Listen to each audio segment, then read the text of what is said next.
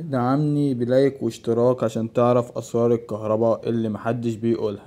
يعني ايه 3 فاز؟ ال3 فاز مش مجرد 3 اسلاك زيادة، دول 3 خطوط كهرباء، كل واحد شايل جهد 220 فولت، ولما يتوزعوا صح البيت كله بيشتغل متوازن.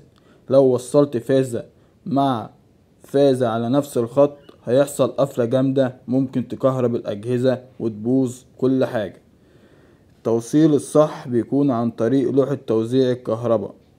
كل فازة تتوزع على مجموعة أحمال، فازة للمطبخ والسخان، وفازة للتكييفات، وفازة للإنارة والغسالة، وكده كل خط شايل حمل مختلف والبيت كله يبقى متوازن. لو عايز بيتك يشتغل بأمان وزع الأحمال صح. 3 فاز مش لعبة، دول سر الراحة والكفاءة. ادعمني بلايك واشترك وشير الفيديو عشان كله يعرف الصح.